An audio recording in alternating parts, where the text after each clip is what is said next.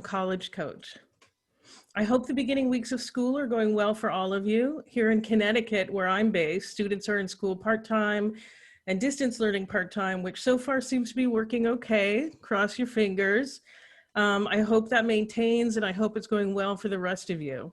I know there's a lot of frustration out there about how COVID-19 is impacting school and the college search, so I can't solve it, but here on the show, we're giving people a lot of suggestions, and we just want you to know that we hear you. Things are not perfect.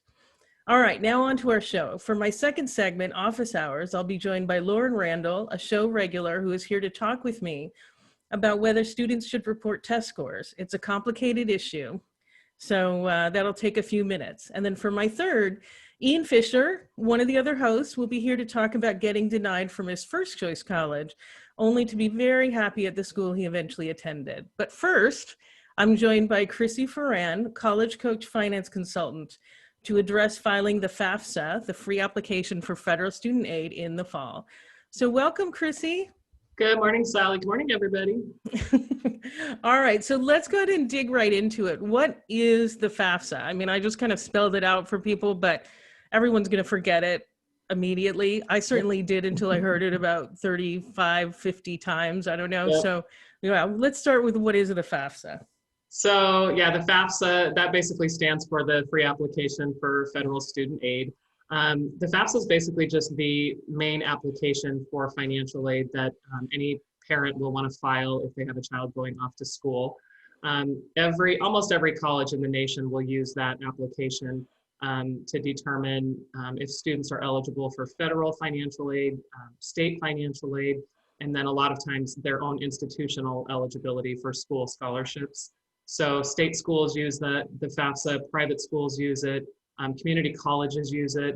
So everybody uses it to determine if you're eligible for grants, scholarships, interest-free loans, and things like work study. So those are all considered financial aid, which is what the FAFSA helps determine. Mm-hmm. So even if a family thinks they just might need a few loans, they still need to file the FAFSA. Yeah, so that's a big thing, is that even if you don't think you qualify for any kind of free money, scholarships or anything, you still want to fill that out just to make sure that if you do need to borrow federal loans, parent loans, or student loans, that's something you'll want to fill out each year. Mm-hmm. All right, so how do people prepare for the FAFSA? So the FAFSA actually opens every year on October 1st. So if you have a child that's going to school next fall of 2021, the FAFSA October 1st is the one that you're going to want to fill out. You want to make sure that you're checking all of the individual colleges that your child's applying to for filing deadlines. Every college has their own priority filing deadline, and so it's important to know that you're not missing any of that, otherwise you might miss out on financial aid opportunities. So you want to make sure you're checking filing deadlines. One of the first things you'll want to do is get your federal student aid ID, one for the student and one for the parent. So that's something you can obtain through the FAFSA website. But this federal student aid ID is just basically your electronic signature. And so a child needs one, the student needs one, and the parent needs one. So you have two separate ones. You want to gather financial documents. So the FAFSA for this year, if you have a child going off to school in fall of 21, they're going to be looking at your tax return from 2019. So you want to gather those financial documents. If you have any types of investments, you're going to want to know the amounts of what you have in those. And then obviously with college selection, the great thing about the FAFSA is that there is only one application that you have to fill out. And you can add up to 10 schools at a time on that one application. So you're not filling out an application for every single college. It's just the one application you need, which is great. Mm-hmm. So I know I kind of already asked this, but just to emphasize, so even if someone doesn't qualify for aid, they might want to file the FAFSA for loans. Is there any other reason that they might want to go ahead and file it? Yeah, and we actually have this conversation quite a bit with families that they just don't think they qualify. And one of the biggest reasons is there are some schools out there that won't really look at students for merit scholarships until they have a FAFSA on file.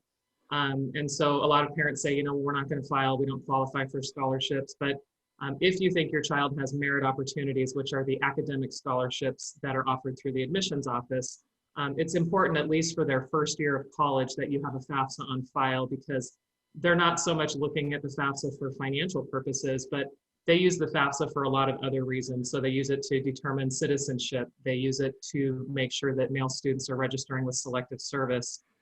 It's the document they can use for Social Security, date of birth matched with their name. So schools actually use it for a lot of other purposes. Plus, schools just want to make sure that every family files a FAFSA so that we know if you're eligible or not. Because some families think they're not eligible, but they really are, depending on how many kids they have in college, that sort of thing, what schools they're looking at. So, and again, if financial things change for families in the future, it's a good idea to have a FAFSA on file so that you can borrow those student loans or parent loans if you need to do that suddenly, rather than having to go back in and have the FAFSA filed. You already have it done. So can someone file the FAFSA even if they haven't marked, yes, I will be applying for financial aid on the application? Yeah. There's a couple of schools, out there in the nation that, they'll say, if you don't file your FAFSA with us your first year, we're not going to allow you to file it in subsequent years. That's very few and far between. But for the most part, you can certainly file the FAFSA at any point. So. Yeah, I actually worked with one student whose parents were, believe me, there was no way they were qualifying. Like they weren't just 1%, they were like 0.001%. And so I was like, you don't need to file the FAFSA, because merit aid wasn't on the table for the schools that she was looking at. And they still asked her to file it at the school she ended up going to, but it wasn't too late, like they weren't, the school, it wasn't like they were like, we're withdrawing your admission. They just said, look, we want you to file this. Yeah, and it usually doesn't have anything to determine, admission status or anything like that. And you can even file it late into the year too. So, if your child does start their school year and something does happen and you haven't filed it, you can certainly file it at that point. So it's not ever, too late to file the FAFSA, but it's a really good idea to file it, especially their first year, because that's when the merit scholarship is established if they're eligible. And, most colleges guarantee that scholarship for 4 years. So if you're not filling out all the forms, you could miss out on some money. So at least that first year, I would definitely file it. Yeah. I mean, again, I wasn't too worried about it for them, but and if you're hoping for merit at all, it sounds like it is a good idea. So yeah, absolutely. Well, and even in this, with the pandemic going on and just the times that we're in, you just never know with employment and what might happen. So it's a good idea to just have that handy in case you do need to borrow. Yeah, I'm working with a family who, has sent their first 2 kids to college, had the savings, but with current issues, they are applying for aid for their third, and they will likely qualify. Yeah, so absolutely. It's just a different state of affairs right now. Yeah, especially if you have more than one child going to college, I would very much recommend filing the FAFSA, even if you don't think you qualify. Yeah. All right, and so people should file every year, it seems like, too. Yeah, so that's kind of the question a lot of parents have is if they do have, one child, do they have to file it just once and then they're done for college, or do they have to do it every year? It is something you have to file every year for every child. So each child in your household or each student needs their own FAFSA, and you should do it every year. Well, because part of the questions on the forms might include student employment, right? So different students might have their own sources of income, that sort of thing. Yeah. Especially once they get to college and they, maybe they do work study, or they're, doing some summer job, part-time jobs, things like that once they're in school. So yeah, that's important that you file too for that reason. Yeah, I never made enough for it to impact, but I had friends who were good with computers. My friends who were good with computers actually brought in enough money for it to be something they had to like really register. So right. All right, and how do people file if it's a divorced couple? Yeah, so again, that's a big question that we get. If couples are divorced, usually what the FAFSA will ask for, what the FAFSA asks for, is they want the information of the custodial parent. So if you're separated or if you're divorced, they're not going to ask for the income and assets of both parents. They're only going to ask for that for what they call the custodial parent. The FAFSA defines who the custodial parent is by who the child has lived with the most in the last 6 months. If that's not the case, then it's the parent that provides the most support. So usually you just need one of the parents on that on that FAFSA. And, and then it can get tricky if you've just recently been divorced and you filed taxes jointly. So you'll want to make sure that you're talking with, the colleges or, scheduling calls with us so that we can kind of walk you through how to do that. Hmm. It does seem like it's important to note that some colleges are still going to want the non-custodial parents' information, Yeah, that's not through the FAFSA, but through other forms, right? yeah, that's a great point too. That there's another application out there that's similar to the FAFSA called the CSS profile. That's mostly used by private schools in the nation, and there's probably 200 or so private schools that use that. That is a separate application that the school would require, but that application, you are correct. If you are divorced or separated, they will still more than likely ask for custodial and non-custodial parents. So Yeah. if you're if those are one of the schools, then yeah, you'll have to kind of do a couple of different things for those. Hmm.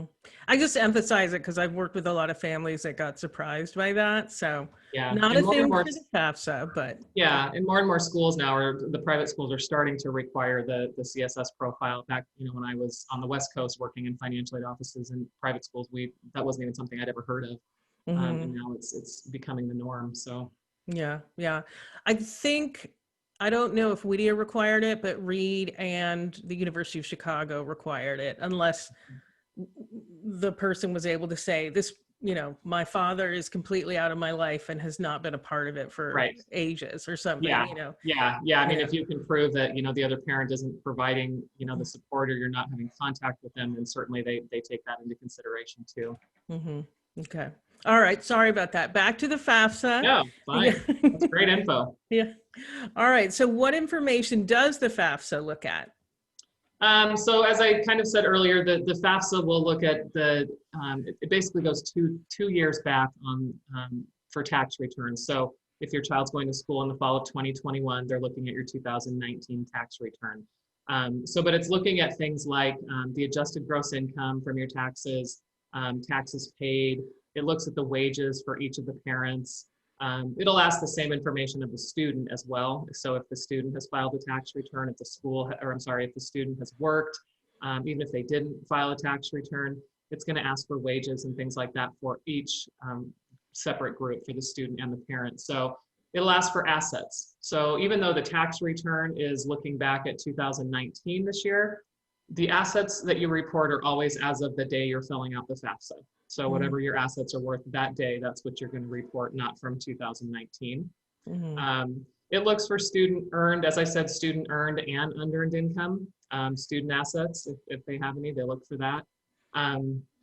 Luckily, the great thing about the FAFSA nowadays is that they have a really good tool that helps you retrieve your tax information from the IRS website, so that it makes filing it even easier. Because I remember back in financial aid offices, 10 years ago, parents would oftentimes put in the wrong information, and that would affect their eligibility for financial aid, because they were having to read their own tax return information and put those numbers in. Now you don't necessarily have to do that anymore. You can use the IRS retrieval tool to get your tax information into the FAFSA, and then you're just filling out a few of the other things on your own. So it is important if you can have a copy of your taxes in front of you and your assets. It helps greatly. Mm-hmm. Okay, good. All right. So how do schools use the FAFSA, the colleges where the students are applying? Yeah, good question. So when you're filing the FAFSA, basically all the information that you put into the FAFSA results in what the Department of Education calls your expected family contribution. Schools refer to that as an EFC. So the EFC is basically, that's the number that is created when you fill out your FAFSA and submit it. That's the amount of money that the Department of Education thinks that this family can reasonably contribute towards 1 year of your child's expenses. And so that amount depends on your income and your assets and all the other things that you're reporting on your FAFSA. So, if your EFC could be 0, which means that, they don't think that you have the money to help pay for college. It could be 70,000, which means they think that you have $70,000 somewhere that you could afford to help pay each year school. So the schools all use that same expected family contribution, whether they're community college, private school, state school. So that one number is what determines your eligibility for what we call need-based financial aid: scholarships, grants, work study, interest-free student loans while you're in school, things like that. Okay. All right. And what if someone makes a mistake or on their FAFSA or needs to add more than 10 schools? Yeah, so nowadays there's a lot of students applying to more than 10 schools just to keep their options open and have a good balanced college list. So the FAFSA does have a good feature that once you've submitted it, You can add up to 10 schools at one time, but if you need to add more, you can certainly go back in and it allows you to make corrections. So you can sign back into the FAFSA once it's been processed. You want to wait maybe a week before you do that. Go back in and you can delete schools and you can add more, or if you've made a mistake with numbers or something, you can make those corrections too. You just want to make sure that the FAFSA has been processed first before you go back in to make corrections. Okay, great. All right, and last question, can I transfer my information from one child's FAFSA form to another so you don't have to re-enter it? Yes, and that's an amazing thing that they have now for the FAFSA website, that if you have more than one child or if you have twins or something going to school at the same time and you know you need to fill a FAFSA out for each one, once you have one child's FAFSA form complete, you're going to get a confirmation page, and on that confirmation page you see a hyperlink, and the link will say transfer your parents' information into a new FAFSA. You just need to make sure you have your pop-up blockers off, but you click that link and then it will put all of your information into the next child's FAFSA, so you don't have to do a lot of retyping. So that's a really awesome feature that they didn't have in the past. That sounds amazingly helpful, actually. It is. I have so many parents that are going, oh, thank God, just because they know it's, I mean, it's, you know, it's a lot to fill that FAFSA out the first time. So if you have to do it again, it's like, okay. So that's a good feature. Yeah. All right. Well, thank you so much, Chrissy. I appreciate it. Thanks, Sally. I hope you have a wonderful day. Thanks, everybody. Thank you. All right, we're going to be taking a short break, and then Lauren Randall and I will be discussing whether to report your SAT or ACT scores to colleges, if you even have them.